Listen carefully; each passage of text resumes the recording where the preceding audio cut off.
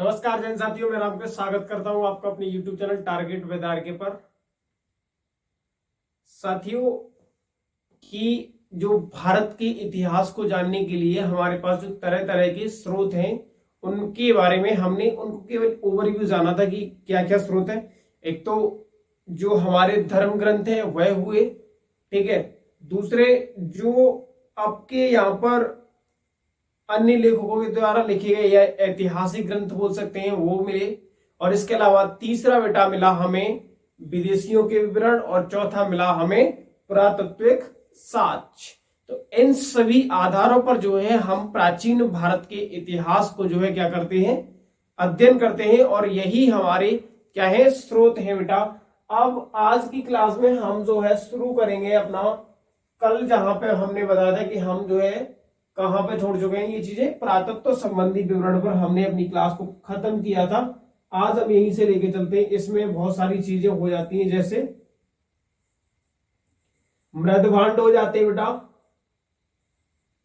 मृदभांड मतलब मिट्टी के बर्तन हो जाते हैं जिनका हम जब अध्ययन करते हैं। गुहा चित्र हो जाते हैं या गुफा चित्र, गुफा चित्र क्या हो जाते हैं बेटा, गुफा चित्र हो जाते हैं। इसके अलावा उस समय जो हथियार यूज किए जा रहे थे, जो हथियार यूज किए जा रहे थे वह भी क्या होते हैं, आपके अध्ययन के रूप में ही हम लोग यूज करते हैं, ठीक है। अब हम सबसे पहले बेटा एक क्लास को थोड़ा सा पीछे करते हैं। प्राचीन भारत या प्राचीन इतिहास को जानने के लिए हमारे पास चार प्रमुख स्रोत हैं। पहला है धर्म ग्रंथ, जिनमें हमारे पास रामायण, महाभारत, वेद और पुराण है। और दूसरा है हमारे ऐतिहासिक ग्रंथ, जैसे अर्थशास्त्र हो गया चाणक्य का, और कालिदास के जो है बहुत सारे ग्रंथ हो गए। इन सब चीजों से जो है हमें ये चीजें मिलती हैं। उसके अलावा बेटा हमने आपको क्या बताया था कि विदेशियों का विवरण जो है, हमारे यहाँ भारत में विदेशी आए उन्होंने जो विवरण लिखे उनसे भी जो है हमें भारत के इतिहास को जानने में मदद मिलती है। इसके अलावा पुरातत्व संबंधी साक्ष्य या पुरातत्व संबंधी जो विवरण है, जिनमें मृदभांड, गुफा चित्र और हथियार, इनसे भी जो है हम अपने भारत के इतिहास को क्या करते हैं बेटा, जानते हैं, ठीक है। तो अब हम शुरू करेंगे सबसे पहले धर्म ग्रंथ एवं ऐतिहासिक ग्रंथों से मिलने वाली जानकारी, ठीक है। क्या शुरू करेंगे बेटा, धर्म ग्रंथ एवं ऐतिहासिक ग्रंथों से मिलने वाली जानकारी। धर्म ग्रंथ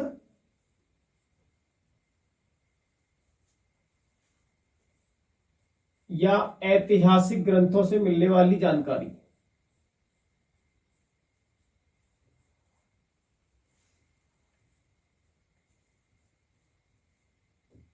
इनमें बेटा हम सबसे मेनली जो पढ़ते हैं वो हम पढ़ते हैं बेटा वेद की। क्या पढ़ते हैं, वेद। किस चीज का अध्ययन करते हैं इसमें, वेद का। और वेद के जो संकलन करता है वह कौन है, महर्षि वेद व्यास को जो है इसका संकलन करता माना जाता है। वेदों के रचयिता कौन है, वेद व्यास, ठीक है। वेद की रचयिता कौन है, वेद व्यास को जो है वेदों का रचयिता माना जाता है। इसमें बहुत सारी चीजें लिखी हुई है। और बेटा सबसे प्राचीन ग्रंथ भी क्या है, वेद ही है। सबसे प्राचीन ग्रंथ भी बेटा ग्रंथ है क्या, वेद। इसके अलावा आपका अगर हम बात करें तो वेद जो है कुल मिलाकर के कितने हैं, चार वेद है। कितने वेद है बेटा, चार वेद है। सबसे पहले आता है आपका ऋग्वेद, उसके बाद आता है बेटा यजुर्वेद, यजुर्वेद। उसके बाद आता है बेटा अथर्ववेद, और उसके बाद आता है बेटा अथर्ववेद, तीसरा जो होता है अथर्ववेद, और चौथा है आपका सामवेद।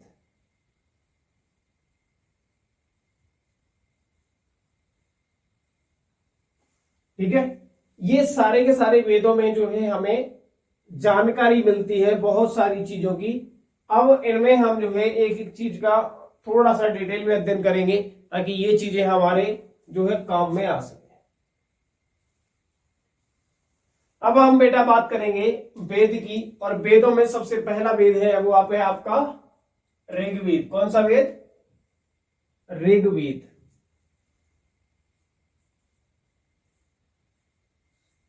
ऋग्वेद, ऋग्वेद जो है यानी इसे क्या ऋग्वेद है? ऋचाओं के क्रमबद्ध ज्ञान को, या ऋचाओं के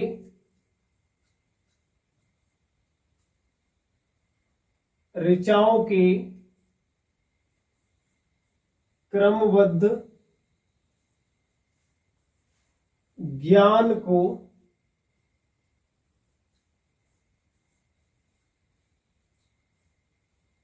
ऋग्वेद कहा जाता है। क्या कहा जाता है? ऋग्वेद कहा जाता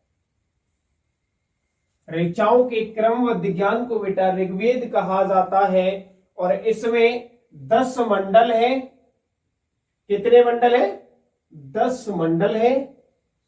इसके अलावा बेटा इसमें आपकी 1028 सूक्तियां हैं। 1028 सूक्तियां हैं, और बेटा 10,462 बेटा इसकी क्या है? ऋचाएं हैं इसमें।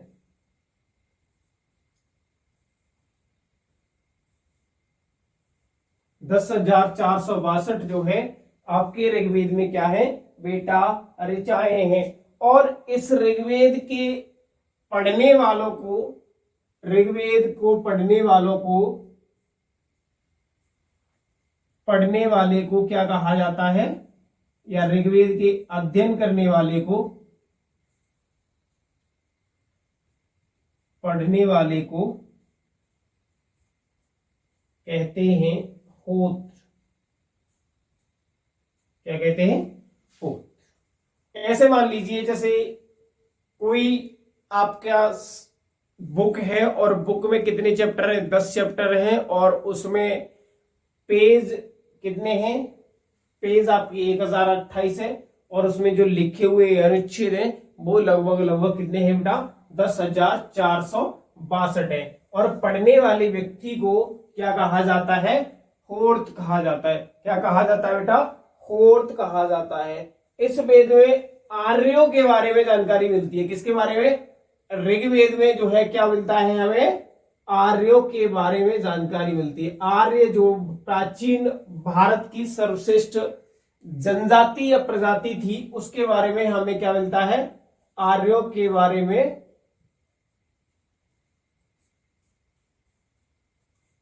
आर्यों के बारे में जानकारी किससे मिलती है बेटा? ऋग्वेद से मिलती है हमें। किससे मिलती है? ऋग्वेद से मिलती है। ये मैंने थोड़ा सा यहाँ पे आप लोग मिसअंडरस्टैंड हो रहे होंगे, ठीक है, कंफ्यूज नहीं होना है। ऋग्वेद से जो है हमें आर्यों के बारे में क्या मिलता है? जानकारी मिलती है। तो ये आपका क्लियर हुआ। ऋग्वेद क्या है? ऋचाओं के क्रमबद्ध ज्ञान को हम ऋग्वेद कहते हैं, और ऋग्वेद से हमें आर्यों के बारे में जानकारी मिलती है। इसमें बेटा 1028 आपकी क्या है?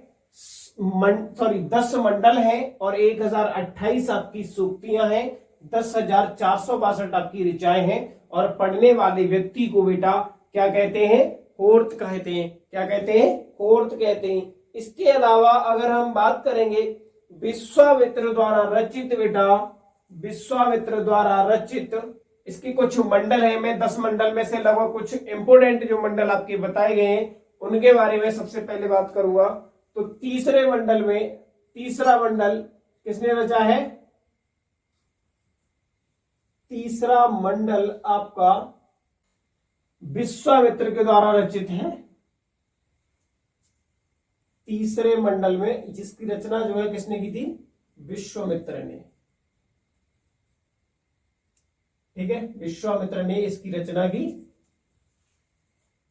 और बेटा इसके अलावा इसमें क्या मिलता है? सूर्य देवता सावित्री को समर्पित गायत्री मंत्र मिलता है।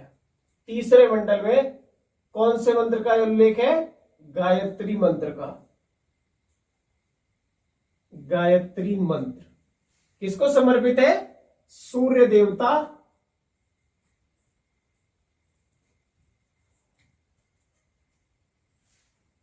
सावित्री को समर्पित।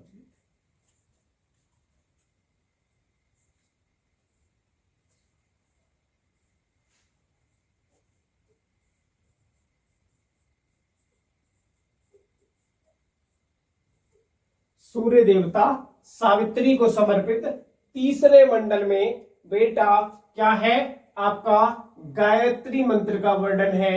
इसके अलावा अगर हम बात करेंगे बेटा इसके 8वें मंडल की, कौन से मंडल की? 8वें मंडल की। 8वें मंडल में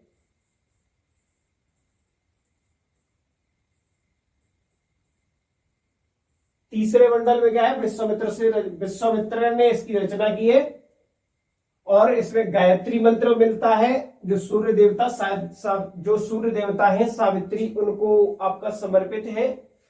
8वें मंडल में बेटा क्या है?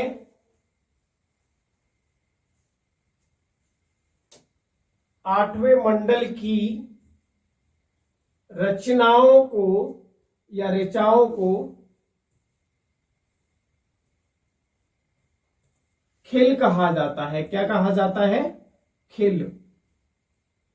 खिल कहा जाता है बेटा। क्या कहा जाता है? खिल कहा जाता है। ठीक है, इसके अलावा बेटा अगर हम बात करेंगे 9वें मंडल में, तो 9वें मंडल में देवता सोम का उल्लेख है। किसका उल्लेख है बेटा? 9वें मंडल में आपका देवता, 9वें मंडल में सोम वनस्पति के देवता थे। किसके? वनस्पति के। 10वें मंडल और 9वें मंडल। तो 10वें मंडल में सबसे पहले हम देखेंगे 9वें मंडल में। तो 9वें मंडल में क्या है? देवता सोम का उल्लेख है। सोम कौन है? सोम देवता का उल्लेख।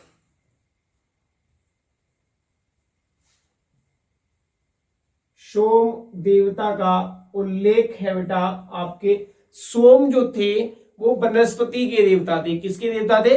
वनस्पति के देवता थे। ठीक है, इसके अलावा बेटा 10वें मंडल में पुरुष सूक्ति का वर्णन है। पुरुष सूक्ति का वर्णन है। किसका?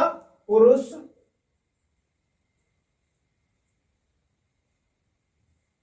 सूक्ति का वर्णन है। पुरुष सूक्ति का वर्णन है। पुरुष सूक्ति का वर्णन कौन से मंडल में है? 10वें मंडल में, जिसके अनुसार उस समय ऋग्वेद में 4 आपके वर्ड विभाजित थे। 4 वर्ड विभाजित थे, जिन्हें ब्राह्मण, क्षत्रिय, वैश्य और शूद्र कहा जाता था। क्या थे? 4 वर्ड थे और इन्हें वर्णों को क्या कहा जाता था बेटा? ब्राह्मण, क्षत्रिय, वैश्य और बेटा शूद्र।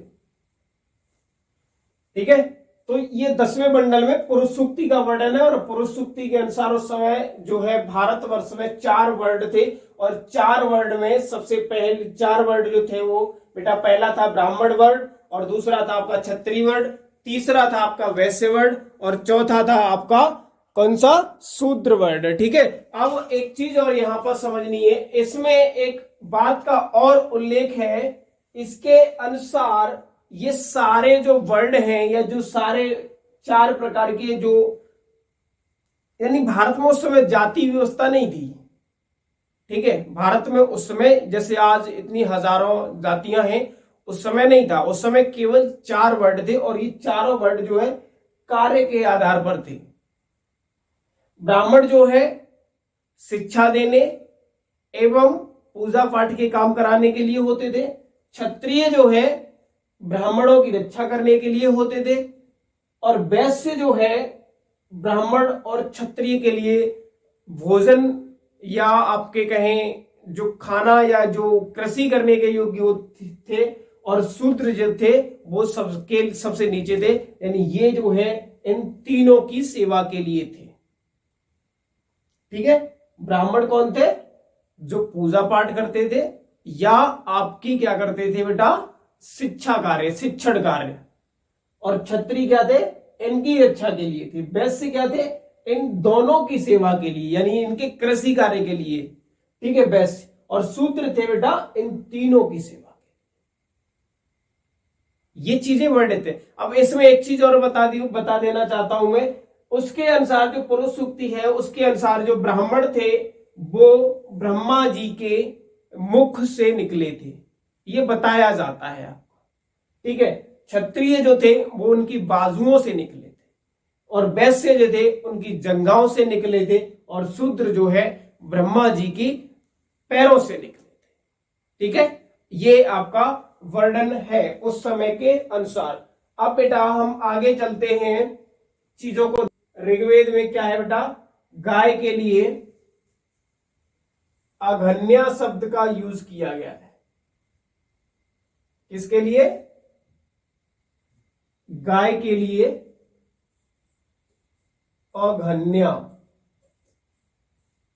अघन्या का मतलब क्या हुआ कि ये जो है आपकी गाय है अघन्या, इसका कोई शिकार नहीं किया जाएगा और ये गाय जो है एक पूजनीय वस्तु होगी। और उस समय जो है गाय से ही जो है व्यापार वगैरह होता था। ये गाय, कोई चीज खरीदते हैं, कोई चीज बेचते हैं तो गाय को ही जो है क्या माना जाता था? सर्वोत्कृष्ट वस्तु या सर्वोत्कृष्ट चीज माना जाता था।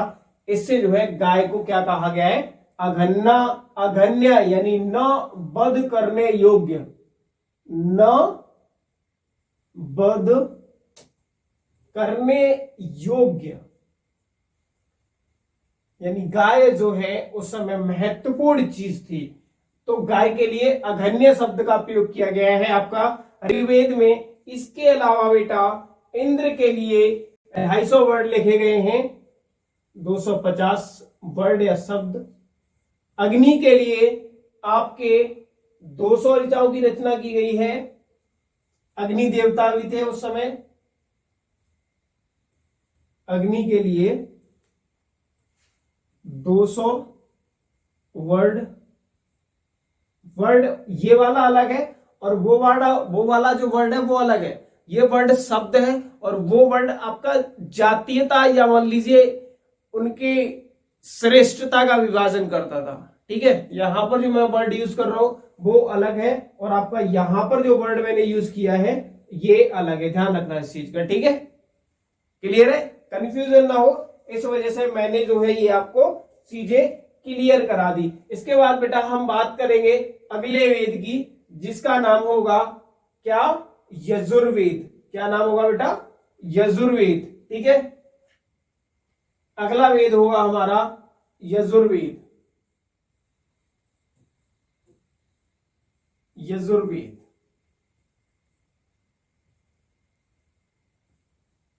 ठीक है। चलिए, यजुर्वेद में बेटा जो आपके पूजा पाठ हो रहे हैं या जो बलि चढ़ाई जाती थी उस समय, जो बलि दी जाती थी, उसके लिए मंत्र और नियमों का जो संकलन था वो कहां पर था? यजुर्वेद में था। ठीक है। क्या था इसमें बेटा? बलि या स्वयंवर पाठ के लिए, स्वयंवर पाठ या कहें पूजा पाठ, या जो बलि के नियम हुआ करते थे, बलि देने के समय अनुपालन किए जाने वाले नियमों का संकलन है। किसमें है? अनुपालन किए जाने वाले नियमों का संकलन बेटा किसमें है? आपका यजुर्वेद में नियमों का संकलन है। क्लियर हुआ? यजुर्वेद में क्या है? स्वयंवर पाठ, पूजा पाठ और बलि देने के समय अनुपालन किए जाने वाले नियमों का संकलन जो है बेटा आपका यजुर्वेद में है। किसमें है? यजुर्वेद में है। इसके अध्ययन करने वाले व्यक्ति को क्या कहा जाता था? अथर्वयरु कहा जाता था। अथर्वयरु कहा जाता था। अध्ययन करने वाले व्यक्ति को क्या कहा जाता था? अथर्वयु कहते थे। किसे? जो आपका यजुर्वेद पढ़ता है उसे अथर्वयु कहते थे। अध्ययन करने वाले को कहते थे, यहां लिख देता हूं मैं, अध्ययन करने वाले व्यक्ति को, अध्ययन करने वाले शख्स को या व्यक्ति को क्या कहा जाता था? अथर्वयु कहा जाता था। यह एक ऐसा वेद है जो गद्य एवं पद्य दोनों में है। किसमें है? गद्य एवं पद्य दोनों में पाया जाने वाला गद्य है।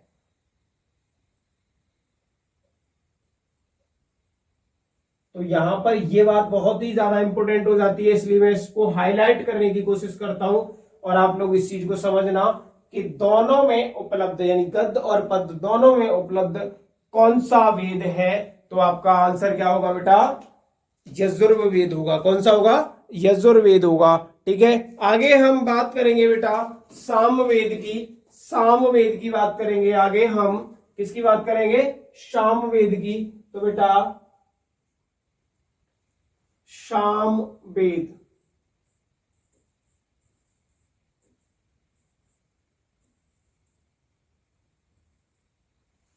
सामवेद क्या है?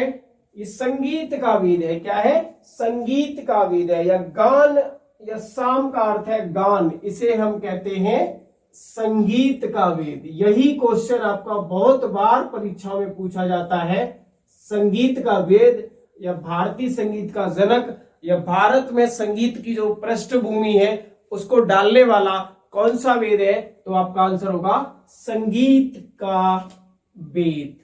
कौन सा है बेटा? सामवेद। ठीक है, संगीत का वेद कौन सा है? सामवेद है। इसे भारतीय संगीत का जनक भी कहा जाता है। क्लियर? आगे हम बात करेंगे अगले अथर्ववेद की बेटा। आगे अगर हम बात करेंगे अथर्ववेद की,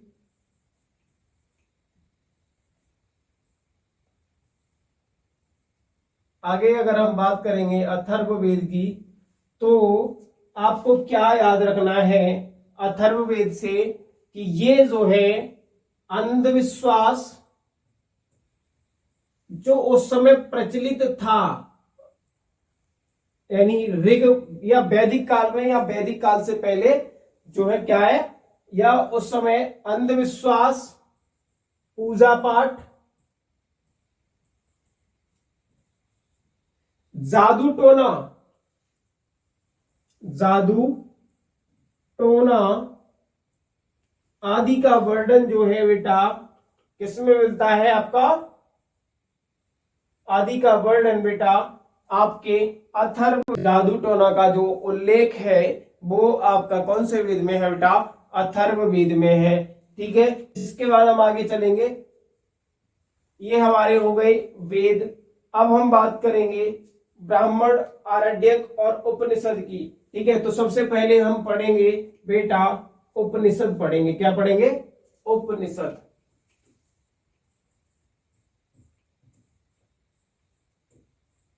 उपनिषद। उपनिषद की संख्या कितनी है? उपनिषद की संख्या बेटा कितनी है बेटा? 108। कितनी है उपनिषद की संख्या?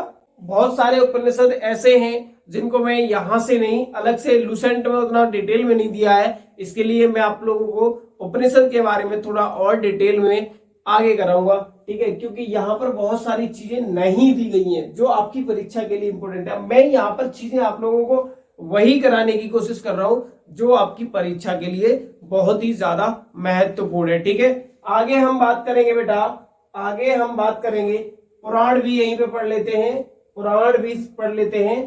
पुराण जो है कितने हैं, पुराण बेटा कितने हैं, 18 पुराण है। कितने, 18 पुराण है। इनके बारे में भी हम डिटेल में एक स्पेशल क्लास लेंगे, उपनिषद और पुराण की, ठीक है। उपनिषद और पुराण की जो है हम क्या करेंगे, एक स्पेशल क्लास जो है हम अरेंज करेंगे, जहां से इनके बारे में थोड़ा सा हम डिटेल में जानने की कोशिश करेंगे, क्योंकि आपका ये चीजें थोड़ा सा एक इंपॉर्टेंट बन जाती हैं। इस वजह से हम जो है इसे अलग से कवर करने की बात करेंगे। आगे हम बात करेंगे बेटा बौद्ध और जैन साहित्य की। इससे भी जो है हमें बौद्ध एवं जैन साहित्य,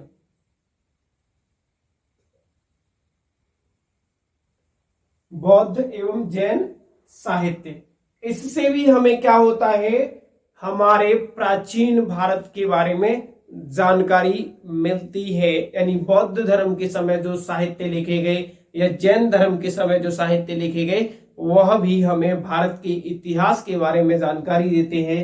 सबसे पहला जो ग्रंथ है जैन ग्रंथ या बौद्ध, सबसे पहला बौद्ध ग्रंथ है जातक। कौन सा बेटा, जातक। जातक में क्या वर्णित है, भगवान बुद्ध के पूर्व जन्म की कहानियां वर्णित हैं, ठीक है। जब जातक में भगवान बुद्ध के पूर्व जन्म की, पहले के जन्म क्या था उनका और उस समय क्या भारत का या भारतवर्ष का जो स्ट्रक्चर था या बहुत सारी चीजों के बारे में जो है आपकी जातक में वर्णन है। क्या वर्णन है बेटा,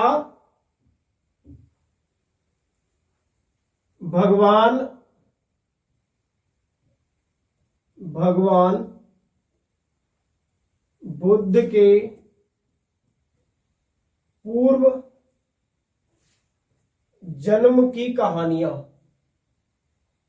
पूर्व जन्म की कथाएं भी बोल सकते हैं हम। किस में वर्णित है, जातक में वर्णित है, ठीक है। अगला है आपका कथा वस्तु। ये भी एक ग्रंथ है और इससे भी जो है हमें तत्कालीन भारत की जानकारी मिलती है। ये हीनयान धर्म का ग्रंथ है बेटा, जो आपका बौद्ध धर्म था, जब आगे चल करके दो भागों में बट गया था, हीनयान एवं महायान। तो उसमें से हीनयान जो आपका शाखा थी, हीनयान शाखा का ग्रंथ है ये आपका, और इसमें क्या है, भगवान बुद्ध का जीवन चरित्र है। क्या है बेटा, भगवान बुद्ध का जीवन चरित्र। भगवान बुद्ध का क्या है बेटा, जीवन चरित्र है। जातक कथाओं में भगवान बुद्ध के पूर्व जन्म की कहानियां वर्णित है। कथा वस्तु हीनयान शाखा का ग्रंथ है, हीनयान शाखा का ग्रंथ। ऐसे थोड़ा सा और आसानी होगी हमें याद करने में। कथा वस्तु जो है हीनयान शाखा का ग्रंथ है और इसमें भगवान बुद्ध का जीवन चरित्र वर्णित है। इसके बाद अगर हम बात करेंगे, जैन साहित्य को आगम कहा जाता है। आगम क्या है, अगर हम आगम की बात करेंगे, आगम क्या है बेटा, आगम है आपका जैन साहित्य। जैन साहित्य किसे कहते हैं, आगम को। यानी आगम अगर कोई बोले तो क्या होगा, इसका मतलब जैन धर्म के जो साहित्य हैं उन्हें हम आगम कहते हैं, ठीक है बेटा। आगे हम बात करेंगे, एक तरीके से पुस्तक है, ध्यान रखना इनका, यहां से क्वेश्चन पूछा जा सकता है। कल्प सूत्र में क्या वर्णित है, वो चीजें मैं आपको यहाँ पे बताने की कोशिश कर रहा हूं। कल्पसूत्र में जो जैन धर्म है, जैन धर्म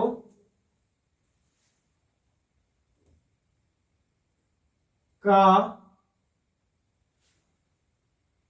प्राचीन इतिहास मिलता है या शुरुआती जीवन मिलता है। किसका? जैन धर्म का प्राचीन इतिहास जैन धर्म का कल्पसूत्र से मिलता है। शास्त्र की अर्थशास्त्र और ये कल्हड़ के बारे में मैं बता चुका हूं। ठीक है, तो आज की क्लास को हम यही रखते हैं, इसके बाद हम आगे और चीजों को कंटिन्यू करेंगे।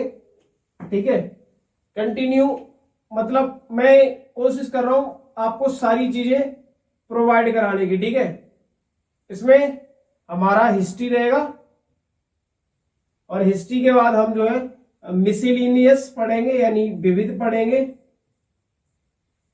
और आपको बता दें ज्योग्राफी की क्लासेस जो है हमारी आपको टारगेट बाजार के यूट्यूब चैनल पर यूपीपीसीएस तक के लेवल के लिए चल रही हैं। वो वनडे एग्जाम से लेकर के यूपीपीसीएस तक के एग्जाम को कवर करेंगी। ठीक है, और ये वाली जो एग्जाम आपके ये जो सीरीज चल रही है लुसेंट सीरीज, वो केवल और केवल क्या है आपके वनडे एग्जाम को कवर करेगी। लेकिन जो आपका ज्योग्राफी चल रहा है वो आपके पीसीएस तक के लेवल के एग्जाम को कवर करेगी। ठीक है, थैंक यू सो मच, बहुत बहुत धन्यवाद। जय हिंद, जय भारत।